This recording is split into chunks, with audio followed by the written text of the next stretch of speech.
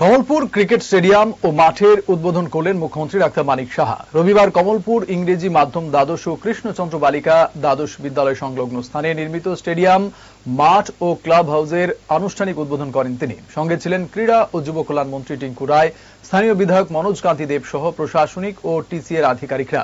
উদ্বোধনে মুখ্যমন্ত্রী বলেন, খেলাধুলা এখন একটি সম্ভাবনাময় ক্যারিয়ার। টিঙ্কু রায় বলেন, রাজ্যে ক্রীড়া পরিকাঠামো দ্রুত উন্নয়ন হচ্ছে।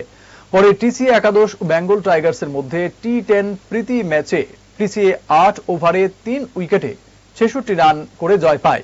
বেঙ্গল টাইগার 64 রানে অল আউট হয়। মাঠে উপচে পড়া ভিড় ছিল দর্শকের।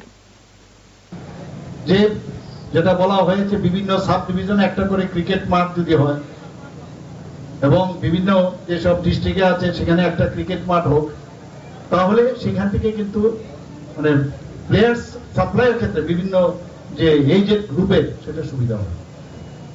আমাদের এখানে আমার মনে আছে যে আমি সারা ত্রিপুরাতে আমি তখন ঘুরেছি বিভিন্ন জায়গায়, এখনো অনেক জায়গায় মানে ক্রিকেট মাঠ নিয়ে সমস্যা আছে।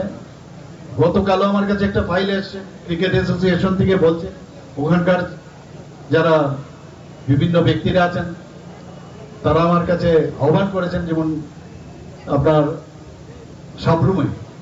তো আমি ফাইলটা সই করার আগে অনেকের একটা ধ্যান ধারণা নয় যে যদি এটা কলেজ মাঠ হয়, কলেজ মাঠ হলে আমি টিসি এর যারা আছেন এখন সুব্রত বাবু এবং ওনার টিমকে আমি বলবো যে বিষয়টা আগে করে ভালো করে বুঝে নিতে হবে যে কলেজ মাঠ আমরা দিলাম, আবার সেখানে কিন্তু একবার টিসি এ যদি নেয় ওই মাঠ কিন্তু অন্য খেলার জন্য আর ব্যবহার করা যাবে। তো আমি ফাইলটা রেখে দিলাম, এরকম ক্লারিফিকেশন লাগবে।